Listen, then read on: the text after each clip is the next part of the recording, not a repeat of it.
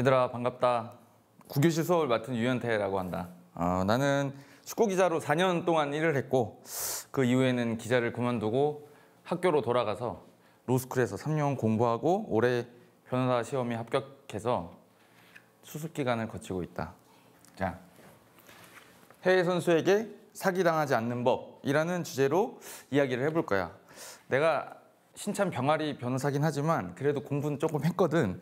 그러니까 아마 도움이 되는 얘기가 되지 않을까라고 생각을 해. 자, K리그에서 해외 선수, 또 외국인 선수 이런 선수들 영입할 때 나 사기당했네 이런 느낌 들 때가 어떤 때가 있을까?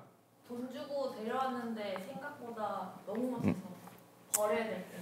그래, 그런 선수들을 보면 나도 마음이 참 착잡해. 우리 부천에도 그런 선수들이 몇 명 있었거든. 볼 때마다 대체 어디서 저런 선수를 찾아왔을까? 저 연봉을 다른 선수한테 쓰면 우리가 승격하지 않았을까라는 생각을 늘 하거든. 그런 선수들을 그러면 법적으로 과연 이거를 대처할 수 있는가? 그거에 대해서 오늘 좀 이야기를 해보려고 해.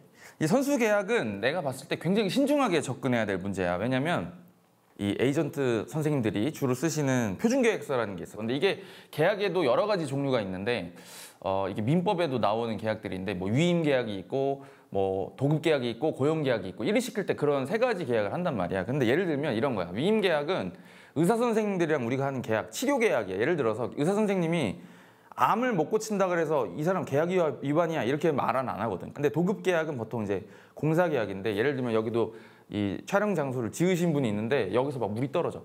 그러면 그 사람한테 가서 이거 물 떨어지는 거 잘못됐네 고쳐주세요라고 할 수 있잖아.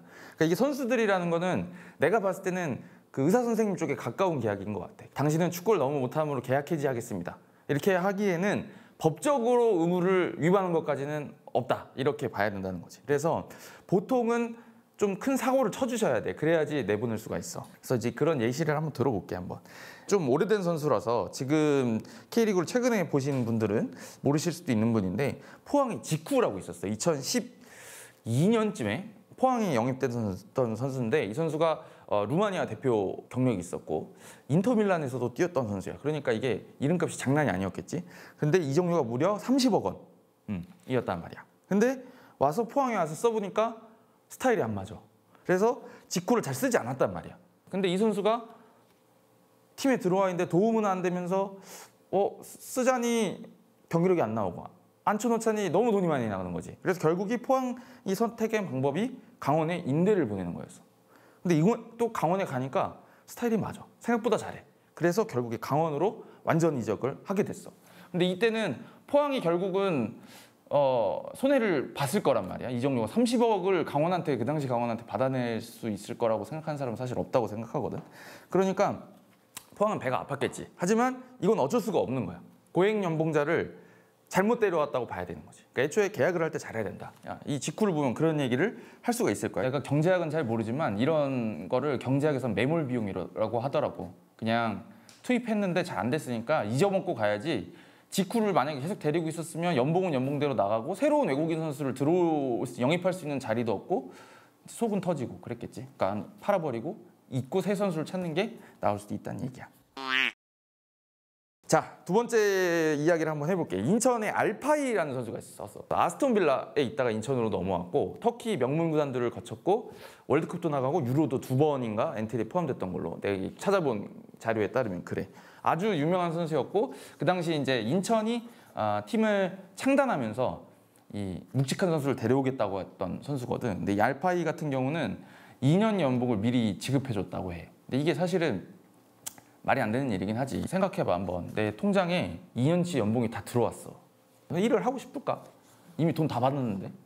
근데 일을 안 하면 안 줄 거 아니야. 혹은 내가 문제가 되거나. 근데 이미 다 들어와 있으면 안 하겠지. 그러니까 선수의 어떤 이 동기부여 차원에서 상당히 문제가 있는 계약이라고도 볼 수 있었던 거예요. 최근에도 이제 그런 계약할 때 조금 계약 방향을 선수들한테 유리하게 해서 팀에 영입하는 경우들이 꽤 있거든. 근데 이때는 그런 게 좀 더 많았다고 해.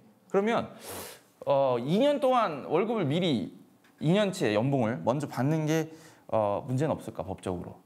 이거는 사실 당연히 문제가 없어. 이 법의 기본 원칙 중에 민법의 기본 원칙 중에 계약자유의 원칙이라고 있어. 이 계약자유의 원칙이 뭐 수정되었다 이렇게 말도 하지만 기본적으로는 개인 간의 문제는 둘이 합의하면 오케이야. 예를 들어서 2년 먼저 줄게 했는데 오케이 했는데 그때 어기면 문제가 되는 거지. 이거 2년 먼저 주기로 했으니까 이거 불공정하다는 거다 이렇게 볼 수는 없는 거야. 그러니까 이렇게 말하면 그렇지만 인천이 그 당시에 스스로 호구가 되기를 택했다. 이 알파이 같은 경우는 6개월 정도만 뛰고 일본에 넘어갔어. 근데 다행히 인천이 데려올 때는 FA의 계약이었을 거야. 그래서 이적료 지급을 안 했어. 그러니까 파격적인 조건을 내걸면서 연봉을 막 많이 주고 데려온 거지. 근데 일본 우라레즈로 보내면서는 돈을 꽤 받았어. 결국에 인천한테 손해보는 계약은 아니었던 게 아닌가. 좋은 생각이었다. 좀 연봉 많이 주는 척해서 데려와서 다른 구단에 잘 팔았다. 이렇게 이야기도 할 수 있는 거지. 그러니까 아까 말했던 인천이 호구 잡혔다가 아니라 사실은 거상이었다.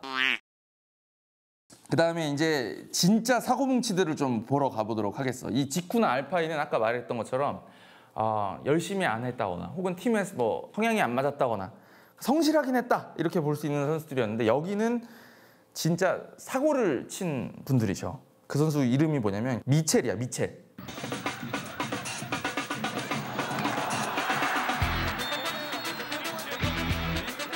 근데 솔직히 말하면 나도 잘 기억이 안 나. 근데 이 선수가 되게 유명하다고 하더라고. 월드컵도 나갔던 선수고 우리나라에서 이제 열렸던 2001년에 컨페더레이션스컵에도 왔었던 선수래. 그러니까 카메룬 국가대표란 얘기지. 카메룬이 굉장히 잘하는 나라니까 돈을 꽤 썼을 거야. 근데 이 선수는 정말 대단한 선수인 게 성남 1화 구단 사무실에서 700만 원을 절도해서 해외로 도주한 선수야. 나 이런 선수가 있다는 걸 처음 알았어. 나도 이걸 준비하면서. 근데 이런 거는 내가 지금까지 민법 이야기를 많이 했잖아. 이거는 바로 형법으로 가야 되는 거지. 기소돼서 재판을 받은 다음에 감옥에 갈 것이냐 아닐 것이냐 이런 문제를 하는 걸로 가니까 전혀 다른 문제가 되겠지. 이거는 뭐 여지 없이 형법 329조 절도죄가 성립할 거고 범죄자라고 봐야 되겠지. 범죄자가 된 상태로 도망갔어. 이분이 우리나라에서 검거가 됐습니다. 난 이게 더 충격적이야. 대체 무슨 생각을 하셨을까라는 생각을 해.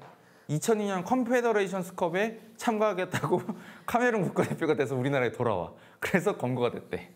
결국에는 카메룬 축구협회가 이 선수를 그래도 보호해주고 싶었던 것 같아. 그래서 합의하고 피해 금액을 보상하고 펜세를 이 대표팀에서 다시 뽑지 않는 조건으로 성남 축구하고 합의를 했대. 근데 이제 이런 선수들은 아까 말했던 것처럼 열심히 안 했다 수준이 아니라 사고를 쳤잖아. 이런 것들은 바로 계약 해지할 수 있는 길이 보통은 열려 있어.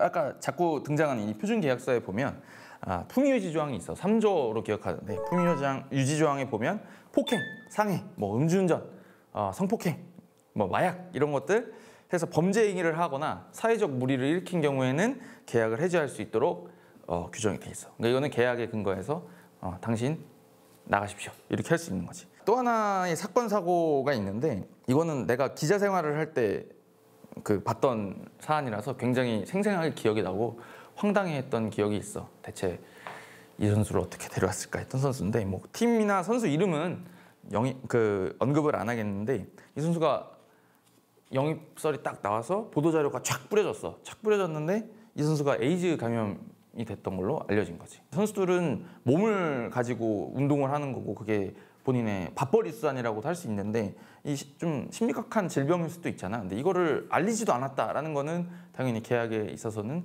어떤 계약 체결 과정에서 이 신의성실 의무를 위반했다고 볼 수가 있겠지. 그래서 이 선수 결국에 오피셜이 나오고 얼마 안 돼서 계약이 해지됐어.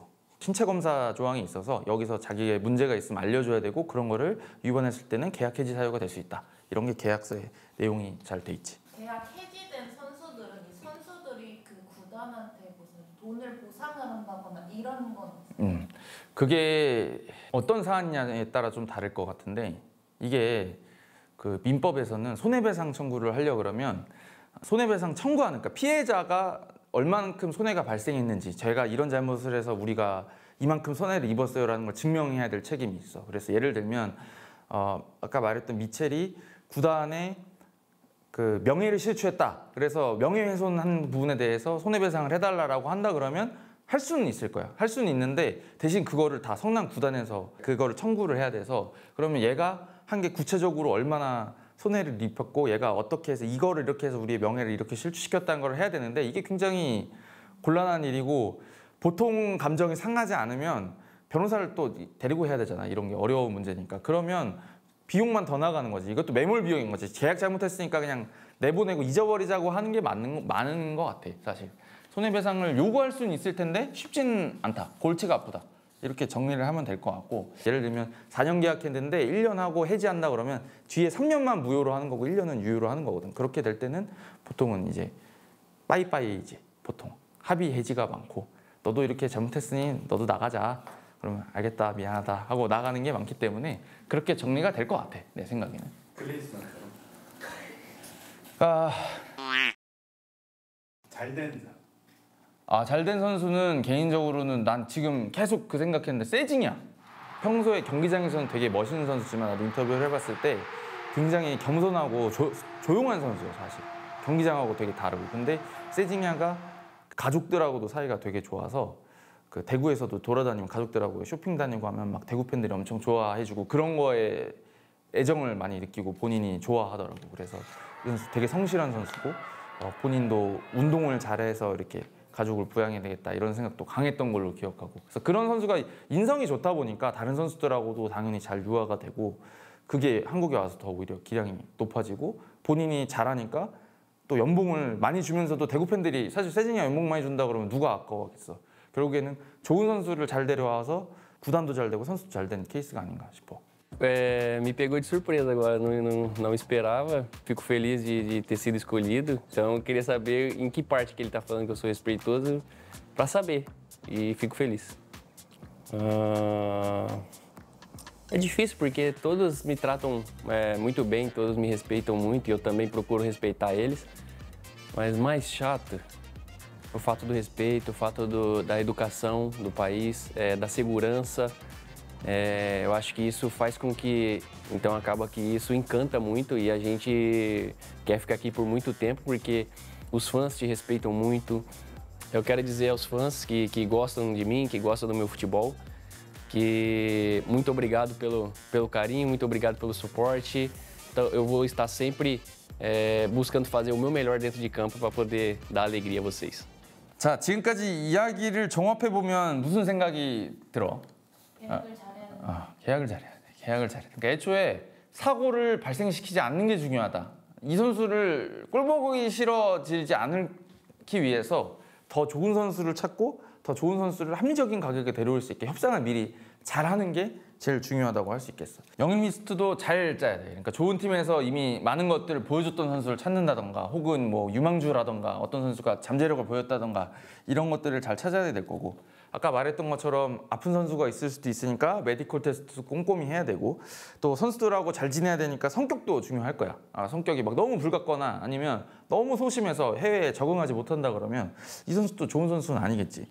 또 전에 있던 팀에서 뭐 싸움 경력이 있는지, 감독한테 대든다라는 표현이 그렇지만 감독한테 너무 예의 없이 굴었다든지 이런 것들도 잘 봐야 되겠지. 내가 변호사 시험 합격한 지 3달 됐어. 그래서 나 잘 몰라. 잘 모르고 아직 열심히 배우고 있는 중인데, 근데 그런데도 주변에서 많이 물어보더라고. 대체 이런 일이 생기면 어떻게 해결해야 되냐. 임대인이 시비를 걸어요. 이렇게 많이 물어보거든. 그때마다 내가 뭐라고 하냐면 일단은 이야기를 잘 해보세요. 대화를 해보세요. 라고 말씀을 많이 드려. 왜냐면 이게 사람 사는 문제다 보니까 법적으로 가면 골치가 아파집니다. 변호사도 써야 될 가능성이 크고 법원에 가면 시간이 한참 걸려요. 근데 결국에는 내가 원하는 거는 빨리 정리하고 나가는 걸 다들 좋아하거든. 그래서 사실 법보다 주먹이 가까운 게 아니라 대화가 가까워. 그래서 너희들도 사고가 벌어지는 거를 최대한 방지하고 벌어질 것 같을 땐 일단 대화를 잘 해보는 게 제일 좋을 것 같아. 여간 우리 K리그를 사랑하는 팬분들, 너희들은 법적 문제로 골치를 썩다가 나를 만나러 오지 않았으면 좋겠어. 하지만 그런 일이 생기면 나를 찾아주면 내가 또 좋겠지. 어찌됐든 긴 시간 들어줘서 고맙고 여기서 수업을 마치도록 할게. 고마워. 안녕.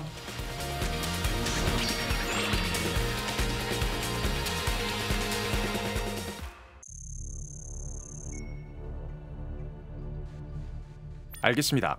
현재까지 제가 알고 있는 정보를 바탕으로 2024 대구 FC 80산성이 왜 무너졌는지를 분석해 보겠습니다. 7월 27일 25라운드 대전과의 경기입니다. 오른쪽에서 시작한 공격이 왼쪽의 켈빈에게 편하게 연결됩니다. 대구의 수비 숫자가 더 많은 상황. 김준범이 박스 안쪽으로 들어가며 켈빈이 1대1을 할 수 있는 공간을 만드는데 숫자가 더 많은 대구의 수비수들이 김준범이나 켈빈을 적극적으로 수비하지 않습니다. 그리고 켈빈의 슛은 오승훈 키퍼의 실책으로 골인. 승점 3점이 1점으로 바뀌는 순간입니다. 7월 21일 24라운드 광주전. 정우현의 왼발 크로스를 수비해내는 대구FC. 그러나 공격으로 전환하는 과정에서 공을 잃어버립니다. 박스 앞 정면 위험한 지역에서 상대의 역습이 진행되고 카이오는 무리한 동작으로 파울을 범하게 됩니다. 그리고 베카의 프리킥은 낮고 빠르게 대구FC의 골라인을 통과합니다. 1대0. 7월 14일 23라운드 수원FC전입니다. 윤빛가람이 좌측면으로 넓게 공격을 진행합니다. 그리고 지동원은 대구FC의 삼성과 이선의 포켓 지역으로 움직임을 가져갑니다. 수비 3명을 넘어 자유로운 공간에서 공을 건네받은 안데르손. 수비수 6명의 시선이 안데르손에게 쏠리고 카이오는 정승원을 수비하는 사이 포켓 지역의 이재원과 지동원은 여전히 아무런 저항을 받지 않고 있습니다. 도우밀이 안데르손의 정확한 크로스 그리고 지동원의 득점. 후반 44분 후방에서 볼을 돌리고 있는 수원FC. 오른쪽에서 이용이 볼을 잡습니다. 후반 막판 멀리서 크로스를 올리는 공격을 진행하는 상황임에도 적극적으로 수비를 하지 않습니다. 편하게 크로스를 시도하는 이용. 2대1로 지고 있는 경기 막판. 제공권을 강화하기 위해 공격에 올라간 권경원은 골키퍼와 수비수의 경합을 통해 득점에 성공합니다. 2대2 동점. 역시 승점 3점이 1점으로 바뀌는 순간입니다. 25라운드를 끝으로 휴식기를 맞이한 K리그. 브레이크 바로 이전 대구FC 최근 3경기의 실점 장면들입니다. 무실점 경기는 없고 승리 또한 없습니다. 단단한 수비를 바탕으로 빠르게 이루어지는 역습을 통해 복잡한 축구 전술은 됐고 카운터 클릭 한 번이면 된다는 이른바 딸깍 축구 신드롬을 일으킨 모습은 온데간데 없습니다. 올 시즌 현재까지 대구는 5승 9무 11패 24득점 33실점 득실차 -9를 거뒀는데 지난 시즌 동일한 기간의 대구는 8승 10무 7패 27득점 28실점 득실차 -1을 기록했습니다. 그리고 28실점은 리그에서 4번째로 적은 실점이었습니다. 선수비 후역습. 대구FC가 가진 단단하고 뚜렷한 팀 컬러가 정점에 이룬 건 2021년이었습니다. 그해 대구는 K리그 3위, FA컵 준우승, ACL 16강이라는 성과를 달성했는데 2021 시즌부터 지금까지의 성적을 비교해보면 다음과 같습니다. 2021년 3위, 2022년 8위, 2023년 6위, 2024년 현재 10위를 기록하고 있는데 여기에 실점과 골득실을 확인해보면 2021년 49실점 골득실 -7, 2022년 59실점 골득실 -7, 2023년 43실점 골득실 -1, 2024년 33실점 골득실 -9입니다. 다른 시즌과 크게 차이가 없어 보이는 골득실이지만 경기당 실점을 생각해보면 차이가 있습니다. 38경기를 기준으로 실점을 파악하면 2021년부터 -10, -21, -5를 기록하고 있는데 이번 시즌 25경기에서 -8. 현재의 페이스라면 시즌 종료 때까지 대구는 50실점에 도달할 가능성이 높습니다. 이는 가마 감독을 선임하고 주도하는 축구로 전환을 모색했던 2022년 파이널 B에서 강등 전쟁을 펼쳤던 시즌에 -59실점 이후 가장 높은 페이스입니다. 이처럼 2024년 딸깍축구 시즌2를 기대했던 것과 다르게 대구의 수비는 80산성은 빠르게 무너졌습니다. 그 첫 번째 이유는 명확합니다. 산성의 주춧돌이 빠져나갔기 때문입니다. 2023 시즌 대구의 수비진에서 가장 많이 합을 맞춘 조합은 조진우, 홍종훈, 김진혁, 백스리 라인입니다. 38경기 중에 총 25경기에서 같이 나와 대구의 수비를 지켰는데 이들이 출전한 경기 수를 각각 확인하면 김진혁 36경기, 홍종훈 33경기, 조진우 32경기입니다. 여기에 김강산이 13경기를 출전했고 시즌 내내 백스리에서 이들 4명의 이름을 제외한 다른 선수의 출전은 없었습니다. 개인의 기량도 중요하지만 호흡, 조직력의 견고함이 필수인 수비에서 이 3+1 조합은 시즌 내내 탁월한 기량을 선보인 것입니다. 하지만 2024 시즌 조진우, 김강산 입대, 홍종훈 이적으로 김진혁을 제외하고 모든 선수가 바뀌게 됩니다. 그리고 두 번째 이유는 팀의 방향성이 달라졌기 때문입니다. 9라운드부터 대구의 지휘봉을 잡은 박창현 감독은 공격적인 팀으로 체질 개선을 하겠다는 의지를 밝혔습니다. 그리고 이는 실제로 그라운드에서 나타나고 있습니다. K리그 TSG에서 발표한 자료에 따르면 전방 압박의 강도를 측정하기 위한 지표 PPDA가 크게 달라졌기 때문입니다. 1라운드부터 7라운드까지 리그에서 11번째의 PPDA 강도를 보여줬다면 이후 9라운드부터 20라운드까지는 리그에서 두 번째로 높은 PPDA, 높은 위치에서 압박을 시도하고 있습니다. 기존 딸깍 축구가 백스리 옆에 좌우 윙백까지 내려와서 낮은 위치에서 5백을 만들고 수비 후 롱킥을 통한 빠른 역습을 시도했다면 2024 시즌의 대구는 좀 더 높은 위치에서 상대를 괴롭히고 있으며 또 백스리 역시 포어 리베로의 형태로 다른 수비 방식을 취하고 있습니다. 9라운드 이후 대구 FC에서 중앙 수비를 본 선수는 김강산, 황재영, 박진영 총 3명이고 이 중 박진영이 13회 최다 출전을 하고 있는데 이 선수의 시즌 히트맵은 다음과 같습니다. 그리고 2023 시즌 대구 FC에서 중앙 수비를 33번 맡았던 홍정훈의 지난 시즌 히트맵입니다. 2024 시즌 대구 FC의 중앙 수비수는 우리 팀 페널티 박스 안쪽보다 좀 더 앞에서 중앙선 근처까지 왕성한 활동을 보이고 있음을 확인할 수 있습니다. 그러나 높은 위치에서 주도적인 축구를 한다는 것이 꼭 실점의 상승을 의미하지는 않습니다. 중요한 것은 새로운 방향성에 맞는 팀 단위의 수비가 올바르게 진행되고 있는지입니다. 7월 21일 24라운드 광주전입니다. 후반 5분 높은 위치에서 대구가 광주의 공격을 수비합니다. 좌측 센터백 허율이 오른쪽 최후방 수비까지 내려온 정호연에게 패스합니다. 중앙을 지키고 상대의 공격을 사이드로 몰아가는 수비가 필요한 대구 FC. 세징야가 좌측면 견제를 시도하는 사이 중앙의 간격이 벌어지고 정호연은 그대로 공간으로 전진 드리블을 시도합니다. 세징야를 비롯해 1선의 수비는 빠르게 무너지고 2선 역시 견제에 실패하고 순식간에 3선만 남아버린 상황에 놓이게 됩니다.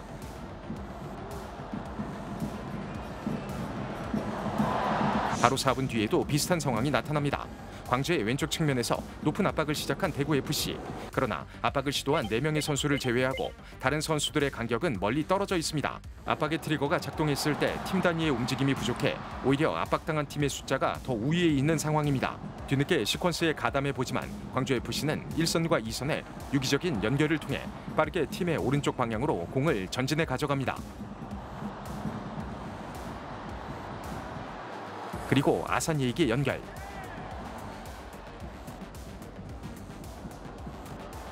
슈팅을 때리는 순간에도 대구의 마지막 수비 라인과 전방에서 압박을 시도한 수비 사이의 간격은 매우 넓고 아산이는 매우 편하게 슈팅을 시도합니다. 7월 14일 23라운드 수원FC와의 경기입니다. 처음에 확인했던 지동원 헤딩골 장면을 좀 더 자세하게 살펴보겠습니다. 중원에서 윤빛가람이 공을 잡은 상황. 이번에 대구는 낮은 위치에서 수비를 시도합니다. 지동원에게 패스를 시도했다가 다시 공을 잡는 윤빛가람. 에드가는 여전히 팀 수비에 관여하지 못하고 있으며 대구의 형태를 보면 백스리에서 박진영이 좀 더 높은 곳에 위치해 4-1-4-1의 형태를 유지하는 것으로 나타납니다. 그리고 윤빛가람이 대구의 우측 사이드 라인에 부담을 주는 롱패스를 선택하고 여기에서 순간적으로 사이드에 고정이 된 대구 선수들 뒤로 하프 스페이스 공간이 열려버립니다. 그리고 안데르손이 공을 잡았을 때 생긴 3선 앞에 자유로운 공간. 황재원 선수가 패스 길목을 막아줘야 하지만 애매한 위치에서 시선이 안데르손에게 고정되어 있습니다. 그리고 지동원의 득점.